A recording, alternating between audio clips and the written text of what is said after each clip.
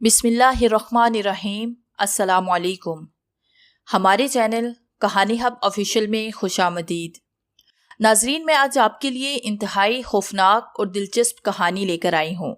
लेकिन कहानी शुरू करने से पहले आपसे गुजारिश है कि अगर आपने हमारा चैनल सब्सक्राइब नहीं किया तो आप हमारे इस चैनल को सब्सक्राइब कर लीजिए और बेल आइकन को भी प्रेस कर लें ताकि हर नई आने वाली वीडियो बआसानी आप तक पहुँच सके।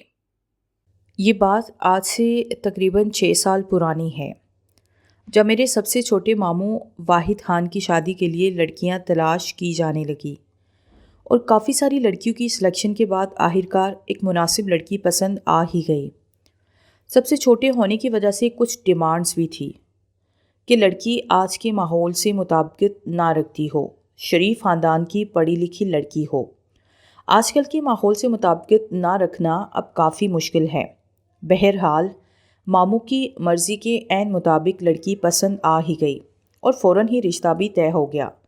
अब मसला ये पैदा हुआ कि मामू को घर में कौन सा कमरा दिया जाए, क्योंकि सभी मामू की शादी हो चुकी थी और घर के तमाम कमरे पोर्शन समेत मामू ममानी के पास थे, जिनमें वो अपने बच्चों के साथ मुकीम थे और फैमिली भी दिन ब दिन बढ़ती ही चली जा रही थी। इसलिए छोटे मामू के लिए अलग से पोर्शन बनाना इंतहाई मुश्किल हो गया था। ग्राउंड फ्लोर में ड्राइंग रूम था और साथ वाला कमरा नानी का था। अम्मी क्योंकि नानी की इकलौती बेटी और 6 भाइयों की इकलौती बड़ी बहन थी, जिसकी वजह हम सब बहन भाई नानी मामू से बहुत क्लोज़ थे और दोस्तों की तरह रहते थे। तमाम ममानियों के साथ भी दोस्ताना ताल्लुकात थे, इसलिए नानी के घर के हर प्रोग्राम में हम पहले से ही रुकने चले जाते और खूब इंजॉय करते। मामू ममानियों और कज़न के साथ मिलकर खूब हल्ला गुल्ला करते। जब मामू की शादी के दिन नज़दीक आए तो बड़े मामू ने फ़ैसला किया कि क्यों ना वो एक बड़ा सा घर खरीद लें जिसमें तमाम भाई आराम से मिलकर रहें। लेकिन नानी जान पुराना घर छोड़कर नए घर में जाने के लिए कतई राज़ी नहीं थी, क्योंकि उस घर से नाना की यादें जुड़ी थी। वो शादी करके उसी घर में आई थी। तमाम मामू नानी को राज़ी करना चाहते थे, मगर नानी किसी भी कीमत पर राज़ी होने का नाम नहीं ले रही थी। दूसरी तरफ वाहिद मामू की शादी एक मसला बन के रह गई थी। पहले लड़की बड़ी मुश्किल से मिली, अब घर का मसला खड़ा हो गया। आखिरकार अम्मी की मदद से बड़े मामू ने नानी को राज़ी कर ही लिया। बात यूँ तय हुई कि 3 मामू नानी के साथ पुराने घर में रहेंगे और 3 भाई अलग घर में शिफ्ट हो जाएंगे और उसी घर में वाहिद मामू की शादी भी करेंगे। बड़े मामू एक बिजनेसमैन हैं। अपने बिजनेस के सिलसिले में कभी मुल्क से बाहर तो कभी शहर से बाहर आते जाते रहते हैं। काम के सिलसिले में वो आजकल लाहौर गए हुए थे। वहाँ अपने दोस्तों से घर खरीदने की बात की कि अपनी एरिया के करीब के एरिया में ही कोई घर खरीदना चाहते हैं। तो उनके दोस्त ने झट से कहा, यार मैं भी तो अपना घर फ़रोख्त कर रहा हूँ और मेरे घर का एरिया तुम्हारे घर से करीब है, पैदल भी आया जा सकता है। फिर तो तुम सब भाइयों के पास बाइक है, गाड़ी है, क्या प्रॉब्लम है? कराची चलकर मेरा घर देखो और अगर पसंद आ जाए तो तुम ले लो। दोस्त की बात सुनते ही मामू ने बस स्टॉप नज़दीक होने की वजह से घर की लोकेशन का पूछकर टोकन मनी उसी वक्त दोस्त को दे दी और घर के पेपर्स अपने नाम करवाने का भी कह दिया। साथ ही छोटे मामू को कॉल करके दोस्त के घर से चाबी लेकर घर का कलर करवाने का कह दिया। बड़े मामू के आने से पहले ही छोटे मामू उस नए घर में कलर करवा चुके थे, साथ ही थोड़ा बहुत सेट भी करवा दिया था। बड़े मामू के आते ही बड़े मामू की फैमिली के साथ ही दूसरे नंबर के मामू सईद खान अपनी बीवी बच्चों के साथ नए घर के 2nd फ्लोर पर शिफ्ट हो गए थे, जबकि 1st फ्लोर पर बड़े मामू और वाहिद मामू के कमरे थे। ग्राउंड फ्लोर पर किचन, ड्राइंग रूम और ड्राइंग रूम के साथ वाला रूम बड़े मामू के बड़े बेटे हसन का था। घर पुरानी तर्ज का बना हुआ था। एंट्रेंस एक पतली सी गलीनुमा थी। उसी के साथ ही फ्रिज रखा हुआ था। लाउंज में ही बैठक बना रखी थी। दरी चादर बिछाकर वहाँ खाना खाते थे। सामने ही किचन और किचन के साथ अटैच्ड बाथ था। बैठक के साथ 2 कमरे, एक ड्राइंग रूम और दूसरा हसन का रूम था। रूम के साथ ही सीढ़ियाँ थी। सीढ़ियों के पहले स्टेप्स के साथ ही सामने एक स्टोर बना हुआ था। उसके साथ ही दूसरे स्टेप्स थे, फिर 2 कमरे जिसमें एक बड़े मामू और दूसरे में वाहिद मामू रहते थे। اسٹور کے ساتھ ہی اٹیچ باتھ روم بھی بنا ہوا تھا۔ اب اس نئے گھر میں شفٹ ہوتے ہی واحد ماموں کی شادی کی تیاریاں شروع ہو گئی اور ساتھ ہی بڑے ماموں نے سیٹ ہونے کے بعد ہماری اور نانی ماموں کی دعوت کی تاکہ ہم سب گھر بھی دیکھ لیں اور واحد ماموں کی شادی کی تیاری بھی مل کر ممانیوں کے ساتھ کر لیں۔ دعوت کا سن کر کہ نئے گھر میں دعوت ہے تو امی اور میں مارکیٹ سے نئے گھر میں سجانے کے لیے گفٹ کے طور پر وال کلاک لے آئے۔ امی اکلوتی بہن ہے جس کی وجہ سے تمام بھائی بہت اہمیت دیتے ہیں اور ہر پروگرام میں پہلے سے انہیں بلایا جاتا ہے اور بہت سے کاموں کی ذمہ داریاں بھی اٹھانی پڑتی ہیں۔ بہرحال جب ہم سب ماموں کے نئے گھر میں پہنچے تو کزنز کے ساتھ مل کر گھر دیکھنے لگے۔ بڑے ماموں اور دوسرے نمبر کے ماموں کے بچوں سے بہت دوستی بھی ہے۔ اب جب گراؤنڈ فلور دیکھنے کے بعد اوپر پورشن میں جانے کے لیے سیڑھیوں کے پہلے سٹیپس پر قدم رکھتے ہی اوپر سٹور جس کا لوہے کا گیٹ تھا، جب اس سٹور پر میری نظر پڑی تو مجھے عجیب سی قسم کا خوف محسوس ہوا۔ بچپن سے ہی میرا سکس سینس بہت شارپ ہے۔ میں نے اس خوف کو اگنور کیا اور ہم سب ہنسی مذاق کرتے ہوئے فرسٹ اور سیکنڈ فلور پر گئے۔ سیکنڈ فلور پر بھی 2 کمرے، ایک کھلا صحن تھا اور کچن۔ ایک کمرے میں دوسرے نمبر کے ماموں، ان کی بیوی اور چھوٹا بیٹا قاسم رہتے، جبکہ دوسرے کمرے میں بڑی بیٹی اقرا کا تھا۔ ہم صحن میں ٹھنڈی ہوا سے لطف اندوز ہوتے ہوئے ہنسی مذاق میں مصروف تھے، مگر پھر بھی نہ جانے کیوں مجھے اسٹور سے عجیب سا احساس کا خیال آ رہا تھا۔ کزن سے ہٹ کر میں جب اپنی چھوٹی بہن سے کہا، عظمیٰ پتہ نہیں کیوں مجھے اس اسٹور سے خوف محسوس ہوا، بار بار اس کا خیال آ رہا ہے۔ میری بات سن کر ہنستے ہوئے عظمیٰ نے کہا، آپی یہ سب تمہارا وہم ہے، تم خیالوں میں کچھ اچھی چیزیں لاؤ، ایسی ہی چیزوں کے بارے میں سوچنا بس۔ بہن کی بات سن کر میں مسکرا کر چپ ہو گئی، کیونکہ بار بار ہم سب کبھی اوپر جاتے تو کبھی نیچے آتے اور پتہ نہیں کیوں میری نظریں اس اسٹور کے گیٹ پر ٹہر رہی تھی اور اس کے سامنے سے گزرنے کے بعد میرے رونگٹے کھڑے ہو رہے تھے۔ میں گراؤنڈ فلور میں بیٹھی تھی کہ عظمیٰ میرے پاس آئی اور کہنے لگی، آپ یہ اب ٹھیک کہہ رہی تھی، بار بار اوپر پورشن میں آنا جانا کرنے پر جب میں نے بھی غور کیا تو اسٹور کا گیٹ دیکھ کر مجھے بھی خوف سا محسوس ہوا، عجیب سی وحشت آ رہی ہے اسے دیکھ کر۔ میں نے اسے فوراً کہا، عظمیٰ ہم تو یہاں سے چلے جائیں گے، اس بات کا ذکر کسی کزن سے مت کرنا، ان لوگوں کو تو یہاں رہنا ہے، فضول میں ڈر نہ جائیں، اور حسن تو خوب مذاق بنائے گا، بالکل چپ رہنا۔ میری بات سن کر عظمیٰ نے اسبات میں سر ہلایا۔ ہم سبھی بہن بھائی ابو امی نماز پڑھنے کے پابند ہیں اور گھر میں ذکر وغیرہ بھی کرتے رہتے ہیں، شاید اسی وجہ سے چھٹی حس تیز ہو گئی ہو۔ بہرحال رات میں دعوت کا کھانا کھا کر ہم اپنے گھر واپس آئے، لیکن اکثر ماموں کی شادی کی تیاریوں کے سلسلے میں آنا جانا لگا ہی رہتا تھا۔ اب وہ دن آ ہی گیا جب ماموں کی شادی کے دن قریب آ گئے اور ہم سب وہاں رکنے کے لیے چلے گئے۔ جس دن ہم اس گھر میں پہنچے تو رات کے کھانے سے فارغ ہو کر بڑی ممانی اپنے پورشن میں سب کو شادی کے شوٹ وغیرہ دکھانے لگی۔ بڑے ماموں نے کہا، نینا بیٹا آج چائے تم بناؤ۔ وہاں سب چائے کے حد درجے شوقین ہیں، تینوں ٹائم کھانے کے بعد چائے لازمی پی جاتی، شام میں الگ، اور اس کے علاوہ بھی آنے جانے والوں کے ساتھ چائے پینے کا سلسلہ چلتا رہتا۔ اب میں بڑے ماموں کی بات سن کر اوکے کر کے گراؤنڈ فلور پر آ گئی۔ گزرنا مجھے اسٹور کے سامنے سے ہی تھا، سب تو اوپر پورشن میں تھے اور مجھے اکیلے نیچے جانے چائے بنانا تھا۔ میں چند سٹیپ اتر کر اسٹور کے سامنے کھڑی ہو گئی، اسے دیکھنے لگی تو میرے رونگٹے کھڑے ہونے لگے، خوف محسوس ہوا۔ میں فوراً ہی دوسرے سٹیپ سے اتر کر نیچے کچن میں آ کر چائے بنانے لگی اور انتظار کرنے لگی کہ جلدی جلدی چائے بن جائے۔ اللہ اللہ کر کے چائے تیار ہوئی تو میں سب کے لیے چائے ٹرے میں سجا کر اوپر جانے لگی۔ پہلی سیڑھی کے سٹیپ پر قدم رکھتے ہی میری نظر سامنے اسٹور پر گئی اور میں وہیں ساکت کھڑی اسے دیکھنے لگی۔ پھر بہت ہمت کر کے چائے لے کر روم میں پہنچی تو کچھ جان میں جان آئی۔ اس وقت رات کے تقریباً 12 بجے ہوں گے اور ہم سب چائے پی رہے تھے کہ سب کو چینی کم لگی اور مجھے پھر سے سب کے کہنے پر چینی لینے بھیجا گیا۔ میں بھی اتنے کمزور اعصاب کی مالک نہیں ہوں، ڈر محسوس ہونا ایک فطری عمل ہے، مگر ایک اشرف المخلوقات میں سے ہونے کی وجہ سے ڈر پر قابو پانا ہی عقل مندی ہے۔ میں ڈر کو خود پر حاوی نہیں کرتی، مگر سچ تو یہ تھا کہ میں خوف محسوس کر رہی تھی۔ نہ چاہتے ہوئے بھی میری نظر اس اسٹور کے بند گیٹ پر ٹھہر رہی تھی اور میرے رونگٹے کھڑے ہو رہے تھے۔ چینی لینے کی غرض سے میں کچن میں آ کر واپس اوپر جانے کے لیے پہلے سٹیپ پر قدم رکھا تو میری نظر پھر سے اسٹور کے بند گیٹ پر ٹھہر گئی۔ میں اوپر جانے کے لیے قدم بڑھانا ہی چاہتی تھی کہ میرے قدم آگے نہ بڑھے۔ میں پسینے سے شرابور ہو چکی تھی۔ میری نظر اب بھی اسٹور کے گیٹ پر ساکت تھی۔ میری ہارٹ بیٹ تیز ہو چکی تھی۔ میں پورے فلور پر اکیلی تھی۔ میرے پیٹ میں اچانک ایک عجیب قسم کا درد اٹھا۔ اس درد کی نوعیت کو سمجھ پانا بہت مشکل تھا۔ اچانک میری آنکھوں میں اندھیرا سا چھا گیا اور میں چکرا کر گر گئی۔ میں گری سیڑھیوں پر تھی۔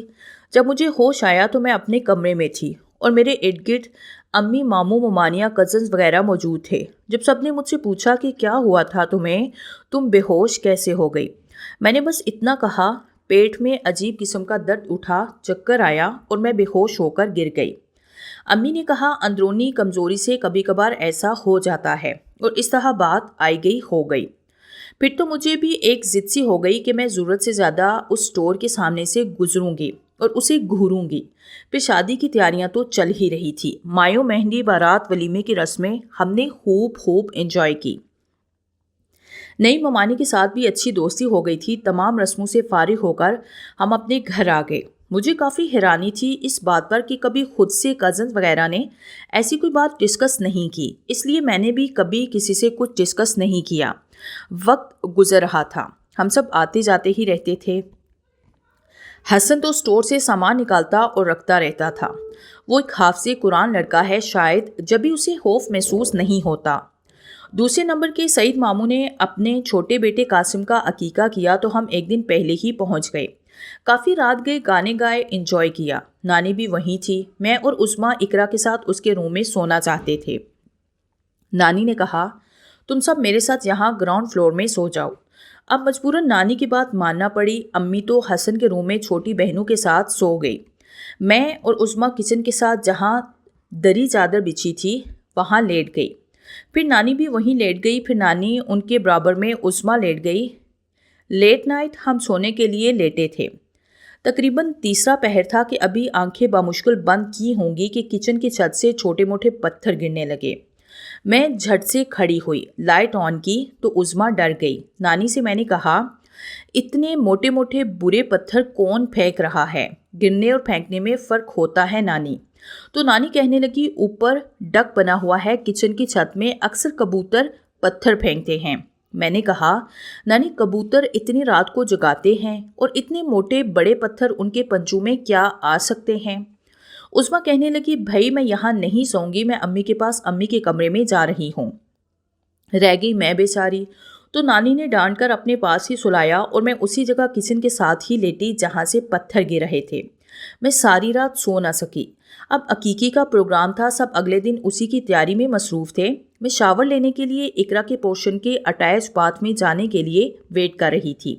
جیسے ہی نانی شاور لے کر نکلی تو میں جانے لگی تو تیسرے نمبر کے ماموں کی بیٹی نے آ کر مجھ سے کہا، ابھی آپ فرسٹ فلور کے باتھ روم میں چلی جائیں، مجھے یہاں نہانے دیں۔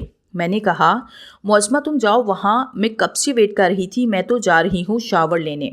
معظمہ نے مجھے بتایا کہ سب سے نیچے گراؤنڈ فلور کا باتھ روم خالی ہوتا تو میں وہاں چلی جاتی، مگر فرسٹ فلور کے باتھ روم میں نہیں جاؤں گی، مجھے وہاں ڈر لگتا ہے۔ معظمہ کی اس بات پر میں چونک گئی، کیونکہ 3 ماموں کی فیملی سے آج تک مجھے اس طرح کی کوئی بھی بات سننے کو نہ ملی۔ پہلی بار ایسی بات سن کر میں حیران رہ گئی۔ معظمہ چونکہ تیسرے نمبر کے ماموں کی بیٹی تھی، وہ لوگ تو پرانے گھر میں رہتے تھے۔ میں نے اس سے فوراً پوچھا، معظمہ تمہیں ڈر کیوں لگتا ہے؟ فرسٹ فلور کے باتھ روم میں کچھ بات ہے کیا؟ میرے پوچھنے پر معظمہ نے بتایا، ابھی میں یہاں رکنے کے لیے آئی ہوئی تھی تو شاور لینے کے لیے فرسٹ فلور کے باتھ روم میں چلی گئی۔ میں شاور لے رہی تھی کہ میں نے صابن یوز کر کے صابن دانی میں رکھا۔ جب مجھے دوبارہ صابن کی ضرورت محسوس ہوئی تو میں نے دیکھا صابن تو صابن دانی میں ہے ہی نہیں۔ میں نے ہر طرف صابن دیکھا مگر صابن مل کر نہ دیا۔ میں تو خوفزدہ سی ہو گئی۔ میں ابھی اسی سوچ میں تھی کہ ابھی تو میں نے صابن رکھا ہے، اچانک سے صابن کہاں غائب ہو گیا۔ میں پریشان ہو رہی تھی کہ کسی نے میرا نام لیا، معظمہ یہ رہا صابن، اور زور سے کسی نے صابن میری طرف پھینکا۔ میں انتہائی ڈر گئی، جلدی سے کپڑے پہن کر باہر آئی۔ میں نے اقرا آپی کو بتایا، یہاں تو کوئی یقین نہیں کر رہا اور سبھی میرا مذاق اڑا رہے ہیں۔ آپی پلیز اب وہاں چلی جائیں، میں یہاں جا رہی ہوں۔ معظمہ تو چلی گئی نہانے کے لیے اور پھر مجھ پر ڈانٹ پڑی کہ باہر ٹینٹ سج گیا ہے، کچھ مہمان بھی آنا شروع ہو گئے ہیں، جلدی جاؤ نہانے اور تیار ہو جاؤ، کیونکہ وہی باتھ روم تھا اور اسی سٹور کے برابر میں تھا۔ معظمہ مجھے پوری طرح سے ڈرا چکی تھی، مگر اپنی عادت سے مجبور میں بھی تھی، اس لیے اسی باتھ روم میں شاور لینے چلی گئی۔ خوف کو خود پر سے حاوی نہیں ہونے دیا، پھر بھی خوف تھا کہ آ ہی رہا تھا۔ عقیقے کے پروگرام کے بعد ہم اپنے گھر آ گئے۔ دوسرے دن وقت گزرتا رہا، ہم سب اسٹڈی میں مصروف ہو گئے، بس کبھی کبھی ملنے ملانے کا سلسلہ رہا۔ اسٹڈی کی وجہ سے رکنے بھی نہیں گئے تھے ہم لوگ۔ وہاں اس گھر میں تینوں ماموں کی فیملیز بخوشی رہ رہی تھی۔ میرے بی ایڈ کے امتحانات قریب تھے اور میرا بورڈ سر سید گرلز کالج ناظم آباد میں تھا، جو کہ بڑے ماموں کے گھر سے بہت قریب تھا۔ پیدل کا راستہ تھا تو بڑی ممانی نے کہا، فیصل شاہ سے آنے جانے میں بہت ٹائم ضائع ہوگا، امتحانات ہمارے گھر سے دے دو، حسن تمہیں ٹائم پر لانا لے جانا کر لے گا۔ میں بھی وقت کی بچت کی وجہ سے وہاں چلی گئی اور امتحانات دینے لگی۔ آخری پیپر والے دن ہم سب نے پلان کیا کہ آج رات خوب ہلا گلا کریں گے، گراؤنڈ فلور کے ڈرائنگ روم میں ہم سوئیں اور بس رات بھر ہنسی مذاق کریں گے، آئس کریم بھی کھانے چلیں گے۔ جب میں آخری پیپر دے کر آئی تو رات کے کھانے سے فارغ ہو کر ہم سب آئس کریم کھانے گئے۔ رات سب اپنے اپنے پورشن میں چلے گئے۔ بڑے ماموں ملک سے باہر گئے ہوئے تھے، اس لیے حسن بھی اپنی امی کے ساتھ فرسٹ فلور پر روم میں سو گیا۔ ہم سب کزن ڈرائنگ روم میں ہنسی مذاق کر رہے تھے۔ ڈرائنگ روم کے دروازے کے اوپر خوبصورت سی گرل لگی ہوئی تھی، اس گرل سے اس اسٹور کا گیٹ نظر آتا تھا اور میری نظر اس گیٹ پر لازمی ٹھہر جاتی تھی۔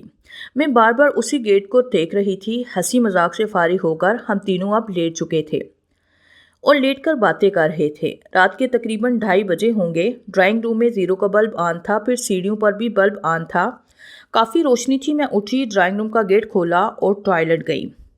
جیسے ہی میں ٹوائلٹ سے نکلی تو 2 قدم کے فاصلے پر فریج رکھا ہوا تھا، اس کے ساتھ کوئی چیز کھڑی تھی جو کہ سیاہ لباس میں ملبوس تھی۔ اس کے جسم پر سر موجود نہیں تھا، باقی پورا جسم سیاہ لباس میں موجود تھا اور سر کی جگہ سے خون ٹپک رہا تھا۔ سیڑھیوں پر لگے بلب سے اچھی خاصی روشنی آ رہی تھی، ساتھ ہی مین گیٹ انٹرس پر بھی بلب لگا ہوا تھا، وہاں سے بھی روشنی آ رہی تھی۔ ڈرائنگ روم کی گھر سے بھی روشنی آ رہی تھی، اتنی روشنی تھی میں اسے بغور دیکھ رہی تھی اور وہ سرکٹ مخلوق کا رخ بھی میری ہی جانب تھا۔ میں ساکت واش روم کا گیٹ پکڑے کھڑی اسی مخلوق کو تکے جا رہی تھی۔ وہ مخلوق بس 2 قدم کی دوری پر کھڑی تھی۔ میں انتہائی خوفزدہ تھی کہ یہ کیا چیز ہے، اتنا کالا سیاہ لباس اور اس مخلوق کے وجود پر سر نہیں اور سر کی جگہ سے خون ٹپک رہا ہے۔ میں انتہائی خوفزدہ اور پریشان تھی، پسینے سے نہا گئی تھی، حلق سے آواز نہیں آ رہی تھی، سانسیں رک گئی تھی۔ میں نے اسی مخلوق کو دیکھتے ہوئے ہی گیٹ بند کیا، واش بیسن سے ہاتھ دھوئے اور اسی کو دیکھتے ہوئے میں جلدی سے ڈرائنگ روم کا گیٹ کھول کر اندر آ گئی اور اپنی جگہ پہ لیٹ گئی۔ سب کزنز نے مجھ سے پوچھا کہ کیا ہوا۔ میں نے بات کو ٹال کر آنکھیں بند کی، سونے کی ناکام کوشش کرتی رہی، مگر میں ساری رات سو نہ سکی۔ صبح نانی آ گئی ملنے۔ میں نے سب سے چھپ کر نانی کو بتایا رات کا واقعہ، تو انہوں نے مجھے سب کو بتانے سے منع کیا کہ یہاں رہنے سے ڈر نہ جائیں۔ میں بری طرح سے خوفزدہ تھی، بھائی کا ویٹ کر رہی تھی۔ بھائی کے آتے ہی میں اپنے گھر آ گئی۔ کافی دن تک اس مخلوق کے بارے سے میں اپنے وجود کو بھاری پایا اور بار بار وہ شے میری آنکھوں کے سامنے آ رہی تھی۔ بہرحال میں اتنے کمزور اعصاب کی مالک نہیں، خود کو سنبھالا، نمازیں میں نہیں چھوڑتی۔ بہت جلد خود کو نارمل کیا کہ اللہ نے ان تمام چیزوں سے طاقتور ہم انسانوں کو بنایا ہے، لیکن جب بھی وہ واقعہ یاد آتا ہے تو وہ منظر آنکھوں میں آ جاتا ہے، وہ شے آنکھوں کے منظر سے نہیں نکلتی۔ 3 سال رہنے کے بعد مجبوراً ماموں کو وہ گھر بھیجنا پڑا، کیونکہ وہاں سبھی کے ساتھ کچھ نہ کچھ واقعات ہوتے ہی رہتے تھے، مگر کسی نے ان واقعات کو اتنا سنجیدہ نہیں لیا۔ ایک حادثہ ایسے ہوا کہ اس نے سب کی زندگی ہی بدل ڈالی۔ اس گھر کی رونق بڑی ممانی، جو کہ ایک خوش مزاج، ہنسنے ہنسانے والی خاتون تھی، بہت ہی دوستانہ مزاج تھا ان کا سب سے۔ وہ ایک ہر دل عزیز خاتون تھی، کوئی بھی بور نہیں ہوتا تھا۔ ان کی موجودگی میں 40 سالہ نوجوان خاتون، جنہیں کوئی بیماری بھی لاحق نہیں تھی، کافی ایکٹیو تھی۔ بس یہ سوچا کہ اس سال اپنے گھر میں بڑا میلاد کروں گے۔ اسی سلسلے میں بڑے ماموں سے کہنے لگی، اب صدر جانے سے پہلے مجھے پرانے محلے لے چلیں، وہاں میلاد پڑھنے والی ایک خاتون ہے، بہت اچھا میلاد پڑھتی ہیں، میں واپسی پر رفیق کے ساتھ آ جاؤں گی۔ ممانی میلاد والی خاتون سے بات کرنے گئی تو انہوں نے منع کیا کہ ان کے پاس ٹائم نہیں، لہٰذا وہ میلاد کے لیے ٹائم دے سکیں۔ بڑی ممانی بوجھل قدموں سے نانی کے گھر چلی آئی۔ چھوٹے ماموں نے کہا، بھابھی میں لنچ کر کے چھوڑ آؤں گا، آپ کچھ دیر رک جائیں۔ بڑی ممانی اداس ہو گئی کہ وہ میلاد کا پروگرام نہیں کروا سکیں گی، بس کہنے لگی کہ رفیق میں چلی جاتی ہوں۔ ماموں کا ایک کزن آ گیا تھا، اس کے ساتھ بائک پر آ رہی تھی۔ جیسے ہی گلی سے نکل کر روڈ پر آئے، وہ روڈ کافی تنگ سا بنا ہوا تھا۔ ایک رکشے والے نے ایک دم رکشہ چلا کر ان کی بائک کو ہٹ کیا، جس کی وجہ سے وہ روڈ پر گری اور سامنے سے سپیڈ میں بس آ رہی تھی اور وہ بس بڑی ممانی کا سر کچلتی ہوئی چلی گئی۔ ان کا سر ختم ہو چکا تھا۔ یہ خبر ایسی تھی کہ ہم سب کے لیے قیامت سے کم نہ تھی۔ اتنے خطرناک ایکسیڈنٹ سے ہم سب لرز کر رہ گئے۔ ان کے انتقال نے سب کو بری طرح جھنجھوڑ کے رکھ دیا۔ کافی وقت لگا سب کو سنبھلنے میں۔ بہرحال کافی روحانی عالموں نے اس گھر کی وجہ بتائی اس حادثے کے پیچھے۔ وہ گھر بڑی ممانی نے بڑے پیار سے سجایا تھا۔ اس گھر کے مالک بڑے ماموں اور بڑی ممانی ہی تھی۔ اس طرح کا حادثہ سمجھ نہیں آیا کیونکہ مجھے اس گھر میں بنا سر کے سیاہ لباس میں ایک مخلوق نظر آئی تھی۔ پھر بڑی ممانی کا ایکسیڈنٹ بھی ایسے ہوا کہ ان کا سر کچلا گیا، چہرہ بری طرح ختم ہو چکا تھا۔ ان دونوں باتوں میں کوئی کنیکشن ضرور ہے، مگر کیا، یہ میں نہیں جانتی۔ خیر ایک وقت آیا کہ ماموں نے وہ مکان فروخت کر دیا اور دوسرا مکان خرید کر اس میں شفٹ ہو گئے۔